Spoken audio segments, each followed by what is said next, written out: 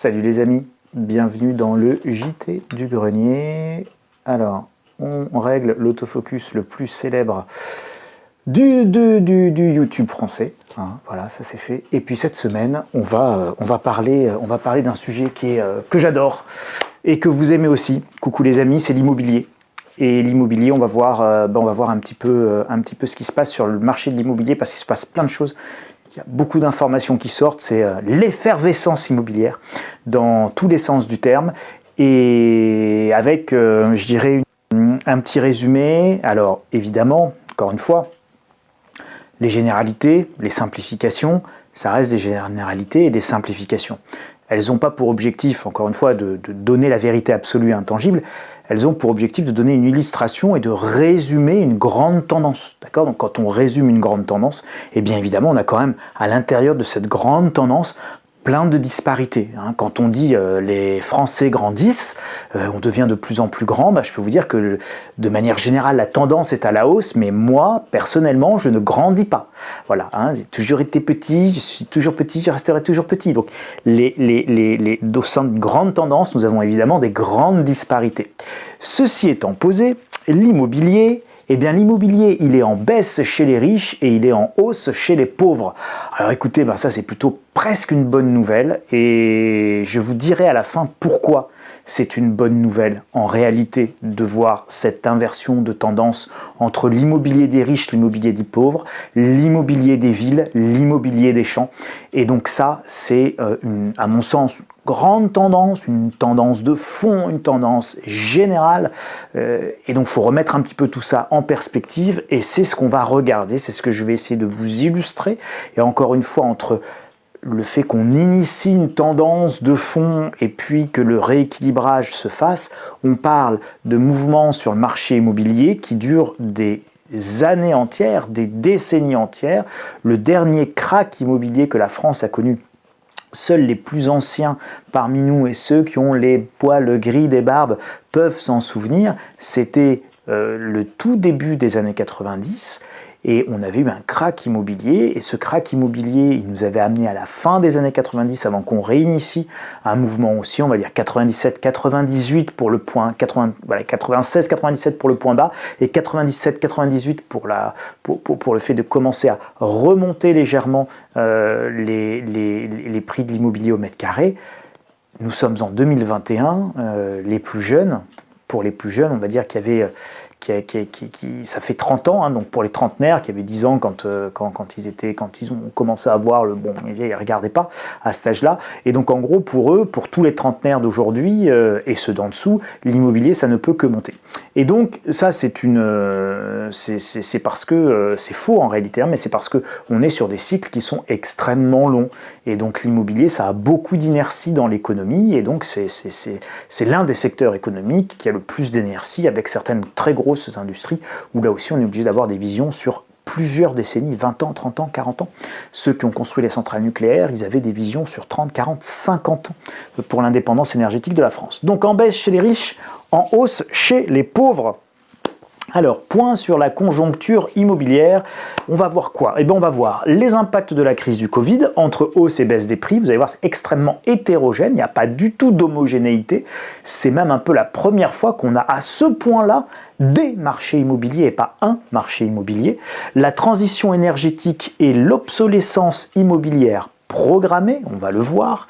La forte hausse des prix de l'immobilier dans le neuf, on va le voir, et les conditions de financement desserrées et historiquement attractives. Pourquoi desserrées ? Parce que le Haut Conseil à la stabilité financière vous savez, ils avaient remis des critères extrêmement stricts pour les financements de crédit, et ils ont réassoupli le resserrage de vis qu'ils avaient pu faire il y a quelques mois. Donc, voilà les grands thèmes qu'on va évoquer rapidement aujourd'hui pour pouvoir comprendre pourquoi ça monte, pourquoi ça baisse, ceux qui montent et ceux qui baissent.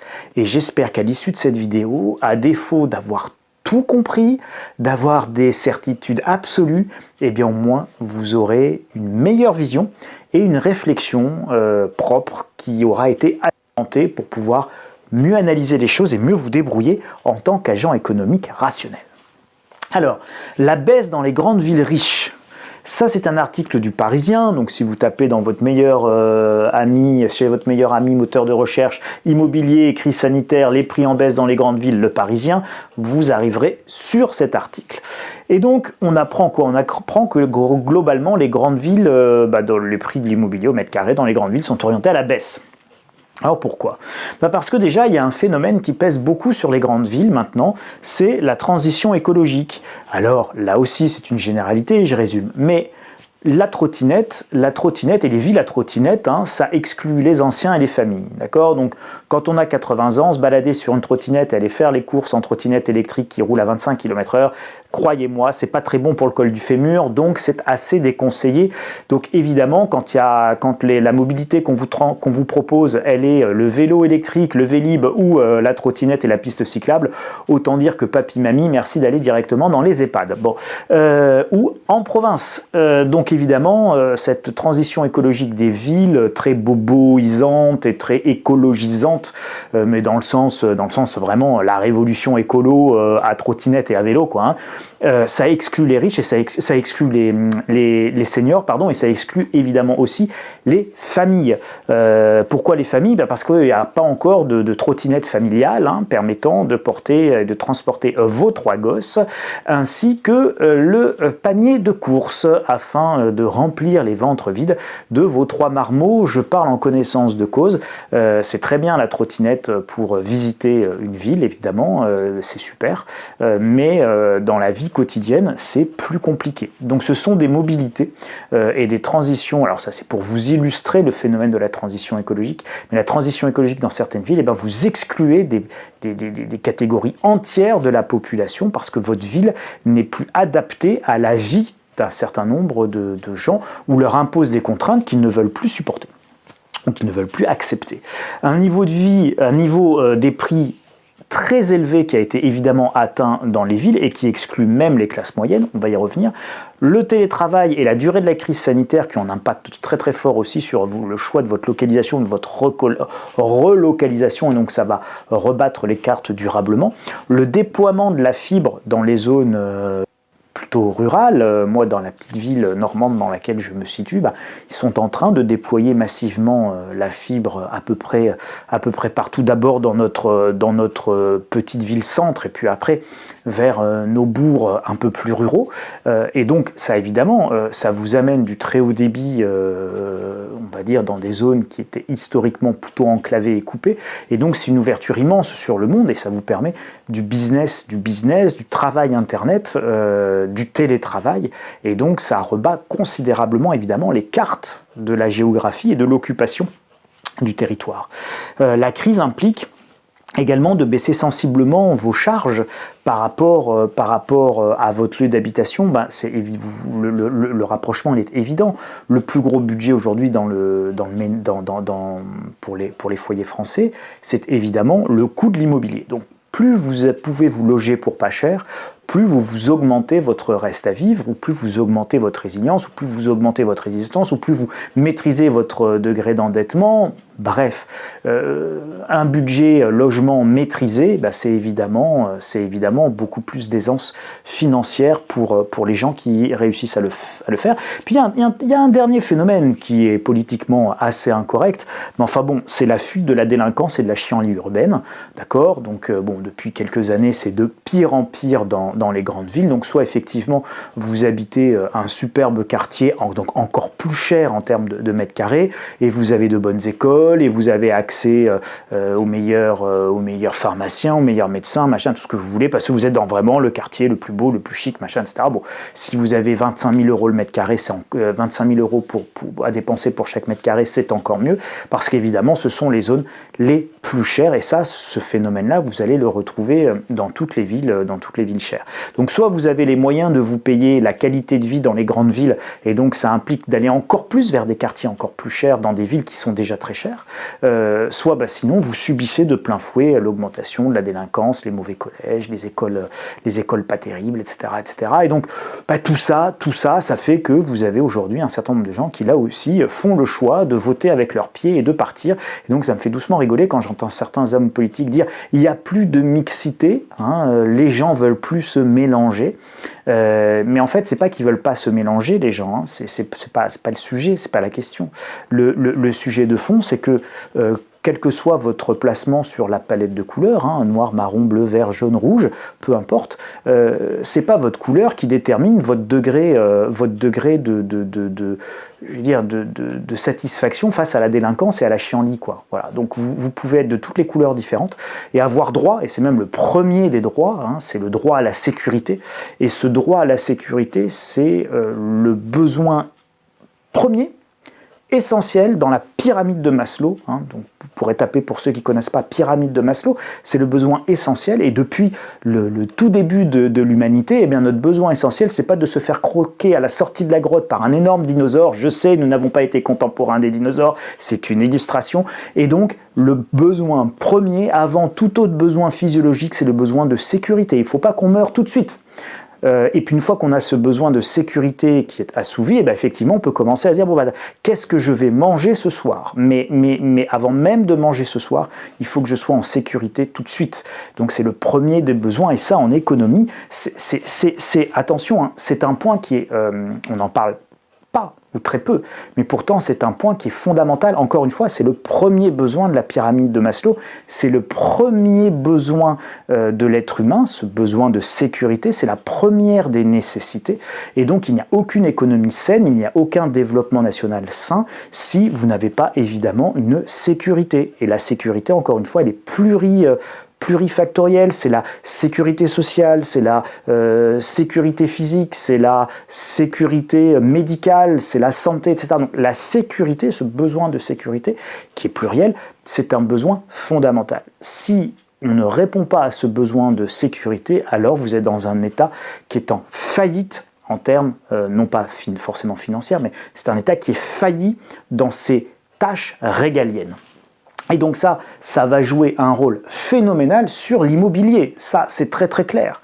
Votre zone, si votre appartement il est situé dans une zone où vous avez des squatteurs avec des dealers qui sont en train de se livrer à du trafic de drogue, votre appartement il pouvait valoir 20 000 € le mètre carré, il est invendable le lendemain. D'accord? Donc vous avez, si vous voulez faire baisser les prix de l'immobilier, allez voir 10 trafiquants de drogue, dites-leur d'installer un point de deal à cet endroit-là, et d'ici quelques mois après, vous pourrez racheter sans problème à la casse de très beaux biens immobiliers.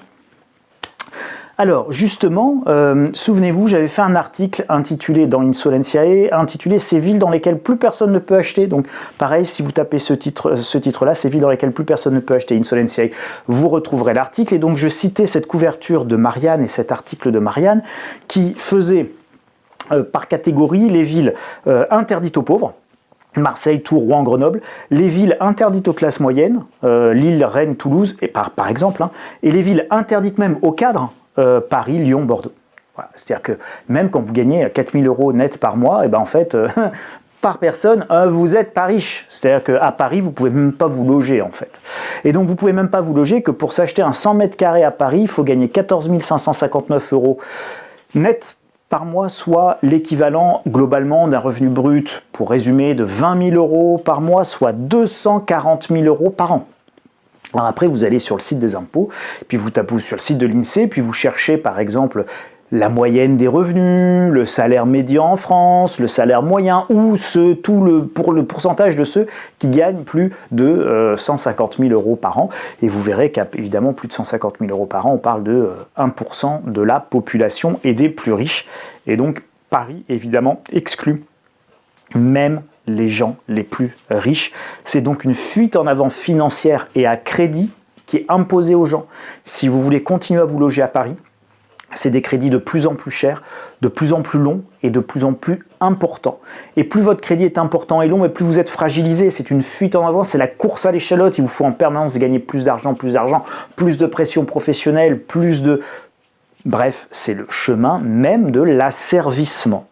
Et donc ceux qui refusent cet asservissement via le prix de l'immobilier, eh bien ils quittent Paris et la région Île-de-France. Nous, c'est ce que nous avons fait un peu en avance sur notre temps, il y a une petite dizaine d'années, en quittant la région parisienne et en allant nous installer dans une petite ville en Normandie, pas très très loin de Paris, hein, avec le train, etc. Donc on peut évidemment aller travailler à Paris quand on le souhaite. En revanche, on a évidemment géré notre PEL, qui est le triptyque patrimoine, emploi, localisation, c'est l'approche de ma lettre stratégie, c'est autour de ce PEL, comment on définit sa propre stratégie personnelle avec les 3 paramètres de sa liberté individuelle, qui vous gérez votre patrimoine à peu près comme vous l'entendez, vous choisissez l'emploi à peu près que vous voulez, et puis vous choisissez de vivre là où vous le souhaitez. Et vous vous rendez compte qu'en gros, à moins de gagner effectivement 5 ou 6 000 euros net par mois à Paris, vous n'avez aucun intérêt à gagner 4 000 euros net à Paris pour payer un 100 mètres carrés, l'équivalent de 240 000 euros de revenus par mois. Donc en fait, il faut vraiment avoir cette gymnastique en tête, et c'est parce que vous allez l'avoir en tête qu'en fait vous allez comprendre exactement ce qui est en train de se passer sur le marché immobilier, qui va connaître, à mon sens, un immense rééquilibrage. Alors, hausse dans les petites villes pauvres, justement. Donc, je vous le mets par contraste.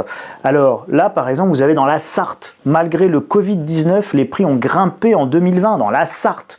La Sarthe, d'accord? Bon, pour ceux qui ne connaissent pas, vous irez regarder sur la carte où est la Sarthe et quelles sont les villes de la Sarthe.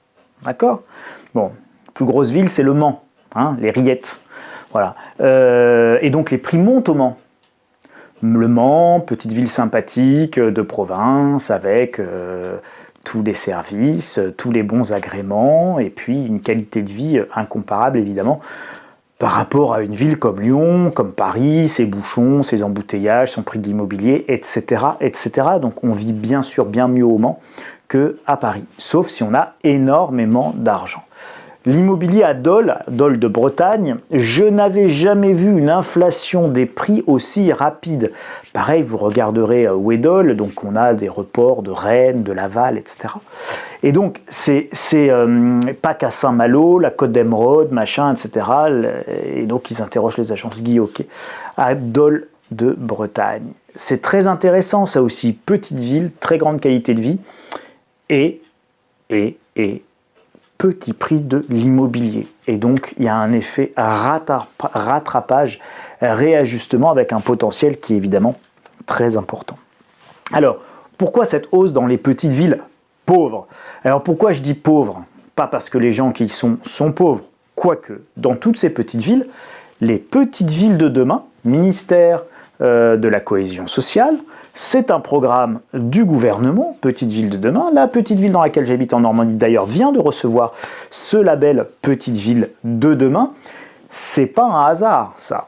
Et vous allez avoir aussi, dans le cadre de la transition écologique, la nécessité de réaménager notre territoire. Et réaménager le territoire, ça voudra dire aussi se répartir de manière plus homogène sur le territoire national, puisque tout ce qui est circuit court, encore une fois, ça correspond à notre organisation ancestrale. La France a vécu beaucoup plus de millénaires sans camions et sans transport rapide à base de pétrole que de millénaires, c'est-à-dire de décennies en fait, avec du pétrole et des transports par camion. Jusque la Deuxième Guerre mondiale en 1940, l'armée française mais même l'armée allemande sont largement encore hippomobiles, donc elles sont encore tirées par les chevaux. Ce sont des carrioles tirées par des chevaux. Il y a évidemment des camions, des tanks, des chars, mais ce n'est que le début, réel début. Alors à la fin de la guerre, on aura quasiment plus d'hippomobiles, mais au début de la Seconde Guerre mondiale, on a encore des armées qui sont essentiellement tributaires de la force des chevaux. Et donc, on est organisé sur des circuits courts avec notre organisation, hameaux, villages, petits bourgs, puis petites villes, sous-préfecture et préfecture. Donc, on a un maillage territorial qui, évidemment, assure par définition la notion de circuit court, c'est-à-dire que tout se fait à transport de calèche. Donc tout est conçu et toute notre organisation et notre système, y compris d'approvisionnement et de production, est conçu à travers ce système et ce modèle de circuit court qui ne peut être viable qu'à condition que vous ayez une occupation homogène de votre territoire. Alors, une vraie demande pour des petites villes et villes moyennes pour une qualité de vie incomparable. Mais évidemment, si vous voulez... moi, quand j'ai 2 minutes et demie de bouchon, c'est juste qu'il y a un tracteur qui avance pas assez vite. Et ça s'arrête à peu près là.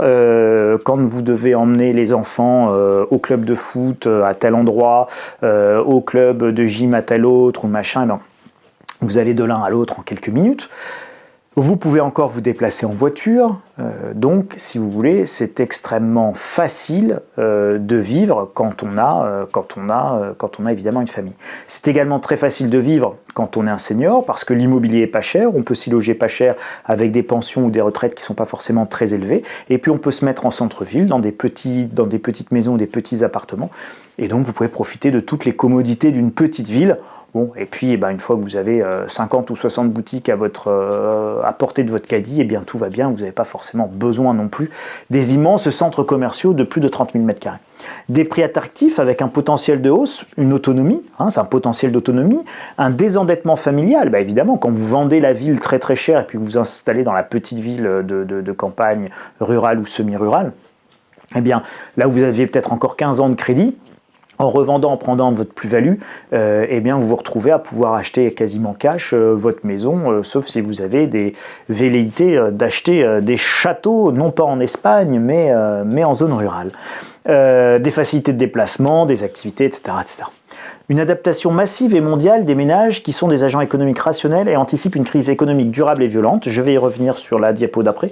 Et une offre très réduite et une absence de programme neuf, baisse de l'offre et peu de mise en vente. Et oui, dans les petites villes, le prix de l'immobilier est très peu cher. On parle de 1 000 € le mètre carré, c'est ça dont on parle dans les petites villes. Donc alors c'est 600, 700, 800 € le mètre carré quand c'est en mauvais état, 1000, 1500 le mètre carré quand vraiment vous avez un truc refait à neuf.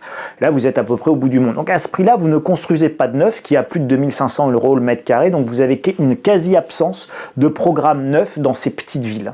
Donc comme vous avez une quasi-absence de programme neuf dans ces petites villes, vous avez une offre immobilière qui est relativement réduite. Et donc des nombres de biens de qualité qui sont relativement réduits. Et donc, si jamais il y a une demande, l'offre, elle est extrêmement peu élastique, elle ne peut pas suivre la demande, et donc vous avez un effet sur les prix qui est extrêmement rapide, contrairement à ce que l'on peut croire, et c'est exactement ça qui se manifeste ici à Dol de Bretagne. C'est que, regardez, c'est de l'habitat ancien, vous n'avez pas un seul programme neuf là-dedans. Ou s'il y en a un, il y en a un maximum un avec 10 appartements, mais ça s'arrête là, et donc ça n'a pas de quoi déstabiliser un marché immobilier local. Donc il y a très peu d'offres neuves, si ce n'est des petites maisons généralement construites en périphérie de ces petites villes, qui sont là effectivement du neuf, mais dans les cœurs de ville, dans les centres-villes, on n'a quasiment pas de programme neuf, on n'a que de la réhabilitation. Et donc ça donne un vrai marché immobilier qui peut être très tendu très rapidement parce qu'il y a peu d'offres et peu d'extensions possibles de l'offre à travers le neuf. Voilà, donc vous avez également une baisse de l'offre actuellement, mais ça elle est générale, sur le neuf, sur l'ancien, dans les petites villes, dans les grandes villes. Pourquoi ? Parce que face à la crise, les gens, c'est pas le moment de déménager, je ne sais pas de quoi sera fait demain, je reste là où je suis, je vais surseoir à d'éventuels projets de déménagement, etc. Je vais attendre de voir comment la poussière retombe. Et évidemment, à ce moment-là, ce que je fais. Mais là, on va avoir une baisse sensible de l'offre et c'est ce qui va notamment maintenir les prix. Alors, petite digression. Je vous avais dit les agents économiques qui sont rationnels, adaptation massive et mondiale des ménages. Je fais un petit détour par les États-Unis pour mieux vous ramener au marché immobilier français. Comment les Américains ont dépensé, vous savez, les fameux chèques du stimulus. Donc, ils ont reçu des chèques de l'État fédéral et donc tout le monde s'est dit de toute manière, filer du pognon aux Américains, qu'est-ce qu'ils vont faire ? Ils vont aller le dépenser dans les malls, dans les centres commerciaux et ils vont acheter plein de chinoiseries en container. Bon. Donc là, on a les chiffres, c'est un article de Forbes, donc c'est tout à fait sérieux. Et donc, comment les Américains ont dépensé leur chèque de 1 200 $. Alors, en fait, ils ne l'ont pas dépensé. Voilà. Pour 71% des montants, il a été soit savings, soit épargné pour 36%, soit il a servi à rembourser des dettes pour 35%. Donc le premier chèque du stimulus reçu, 71%, soit c'est de l'épargne, soit donc de l'épargne de précaution, soit c'est du remboursement de dettes et la consommation, ce n'est que 29%. C'est remarquable, ça c'est hyper important comme chiffre. Et là, vous ne pouvez pas avoir de relance à travers le fait de donner de l'argent en fait, c'est ça que c'est en train de vous dire. Et pour le second chèque, c'est encore pire, c'est 76% qui ne sont pas dépensés, 31% vont au remboursement de la dette contre 35%, donc ça baisse un petit peu. Et en revanche, l'épargne, ça augmente encore à 45%. Donc l'essentiel des sous, là encore, on les épargne ou on rembourse des dettes, on se désendette. Et vous avez le même phénomène de désendettement sur le marché immobilier. Et c'est pour ça que je vous disais ici,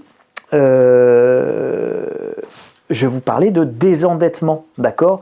Quand vous vendez la grande ville pour aller dans la petite ville, vous vous désendettez. En vous désendettant, vous vous désensibilisez à la pression professionnelle de gagner toujours plus d'argent pour payer un crédit.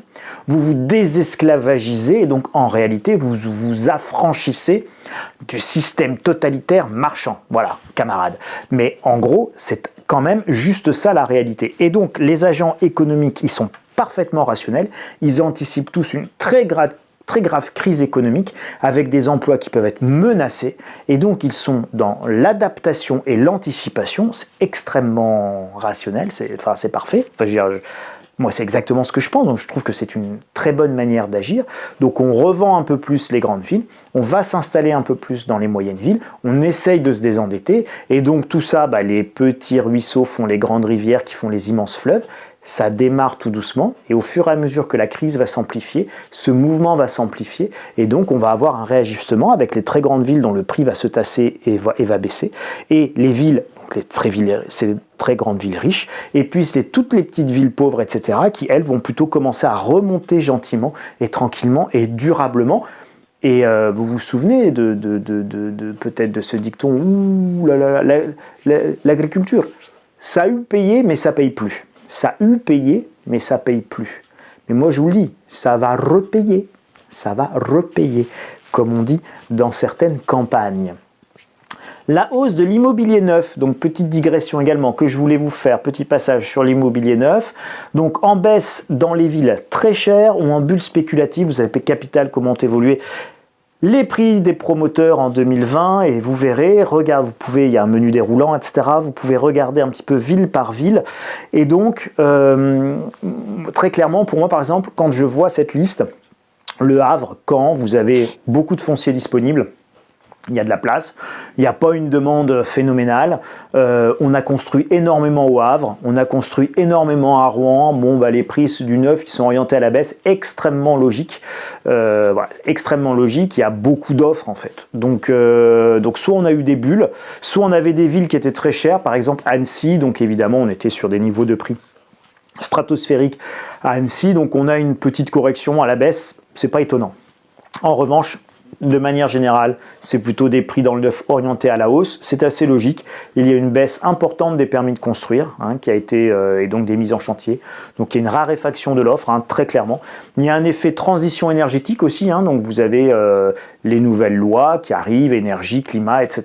Donc votre vieil immobilier dans des greniers froids, mal chauffés, qui sont ouverts au vent et où vous chauffez les anges, eh bien évidemment, ça vaudra beaucoup moins d'argent qu'un immeuble super bien isolé, à consommation passive, avec son éolienne, ses petits oiseaux, tout comme bien comme il faut, qui évidemment vous permet de diviser par 2, par 3, par 4 votre consommation d'énergie, puis qui effectivement et surtout un investissement immobilier durable, parce que dans un cas, vous achetez quelque chose qui va être adapté aux 30 prochaines années, alors que dans l'autre cas, quand vous achetez une vieille maison, à moins de la rénover de la cave au grenier, vous achetez quelque chose qui ne va pas être durable et que peut-être même vous n'aurez même pas le droit de louer en tant qu'investisseur immobilier, puisque vous savez, l'étiquette G va être interdite, puis après F, puis E, et donc on vous fait remonter comme ça progressivement, et donc on va créer de l'obsolescence immobilière programmée. Donc c'est ce que j'appelle l'effet transition énergétique, qui est extrêmement favorable évidemment à l'immobilier neuf.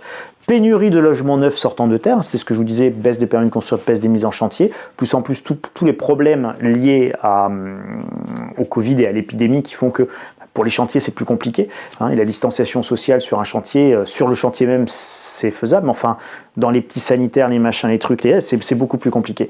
Pour ceux qui veulent en savoir plus d'ailleurs sur l'immobilier neuf, rendez-vous dans l'édito sur le site Insolentiae de demain, si vous regardez cette vidéo dimanche soir. Donc ça sera l'édito de lundi que je vais intituler « Immobilier baisse chez les riches, hausse chez les pauvres ». Et donc je vous parlerai plus d'immobilier neuf et également de mon aimable partenaire qui fait de l'immobilier neuf. Pour ceux que ça intéresse et qui veulent en savoir plus, rendez-vous sur le site Inso et sur l'article gratuit de lundi. Pour résumer, les amis, crise économique de villes riches, d'accord ? Je vous le dis depuis le départ, c'est une crise économique de villes riches. Dans les villes pauvres et dans les petites villes, on n'a déjà plus d'usines, donc de toute manière, on a déjà tout perdu. Donc de toute façon, hormis nos restaurateurs qui souffrent beaucoup parce qu'ils sont fermés, mais qui, je l'espère, s'en remettront parce que y aura une véritable solidarité dans les petites villes et une véritable solidarité locale pour les aider dès la réouverture. Eh bien, nous avons déjà tout perdu, donc on n'a pas d'usine, on n'a plus de grosses sociétés, de grosses entreprises, etc., etc. Et donc, ce sont les métiers bien payés qui souffrent le mieux dans des industries comme l'aéronautique, le tourisme, l'automobile, les sièges sociaux, où vous avez beaucoup de chômage partiel aujourd'hui. Et donc, c'est parti pour durer. Regardez, chez ADP, plan de licenciement, mais ADP, Aéroport de Paris, le truc, on était même prêt à le privatiser. On aurait dû, d'ailleurs, moi qui étais contre, on aurait dû le privatiser et le racheter maintenant à pas cher. Là, on aurait fait effectivement pour le coup une bonne affaire. L'immobilier baisse là où il était très cher, où la qualité de vie se dégrade et où la nécessité d'emprunts très longs et de montants élevés est forte. Voilà, c'est logique. Vous êtes dans des villes où il y a de plus en plus de délinquance, de problèmes, des quartiers qui deviennent un peu pourris, ça vous coûte très cher, votre emploi, vous ne savez pas si vous allez le garder, vous vieillissez, vous n'avez pas envie de terminer à trottinette, donc vous prenez vos clics, vos claques et vous allez vivre ailleurs. D'accord ? Donc c'est évidemment, vous en profitez au passage pour vous désendetter, etc. Donc l'immobilier monte dans les zones les moins chères qui permettent un désendettement massif des ménages et donc une résilience économique essentielle, fondamentale dans les mois qui arrivent. L'immobilier va donc continuer à monter ou à se maintenir également dans le neuf en raison de facteurs que je vous ai évoqués, la baisse des permis de construire, l'effet transition énergétique, et évidemment face au taux négatif et à l'absence de rendement de l'épargne, l'immobilier restera l'un des meilleurs placements, soutenu par la présence d'investisseurs, sauf si vous avez des mesures fiscales qui sont décourageantes. Donc évidemment, si les loyers sont taxés à 90%, c'est super, mais à ce moment-là, les investisseurs, ils n'iront plus investir dans l'immobilier pour se faire taxer l'essentiel de leurs revenus fonciers. Revenus fonciers qui sont surnommés par certains, qui payent trop d'impôts. Fermez vos chastes oreilles si vous n'aimez pas les mauvais jeux de mots. Mais ce ne sont pas des revenus fonciers, ce sont des revenus fonciers. Quand nous devons faire la déclaration d'impôt, me disent-ils. Et enfin, la sécurisation de l'épargne en actifs tangibles. Et donc évidemment, face aux craintes de faillite, de surendettement, la tentation d'investir dans l'immobilier, dans du dur, dans du tangible, dans de la pierre, ne se démentira pas à mon avis. Donc, que vous dire pour vraiment bien résumer cette situation sur l'immobilier? Eh bien, un tassement dans les grandes villes, très cher, avec même une baisse qui devrait rester relativement modérée, et puis une hausse parfois assez importante dans des petites villes où vous avez un effet de ciseau très important entre une augmentation de la demande, une baisse de l'offre puisque les gens gardent leurs biens, ne les mettent pas en vente. Donc il y a peu d'offres sur des marchés qui traditionnellement n'ont pas de neuf et donc n'ont pas une offre extensible. Et donc vous avez tout de suite un effet de rattrapage sur les prix. Donc je pense une faible hausse, une faible baisse dans les grandes villes, mais une baisse quand même, avec une forte hausse dans les petites villes, à l'échelle de ces petites villes qui partent de très très bas, mais des hausses qui vont être bien plus importantes que les baisses dans les petites villes.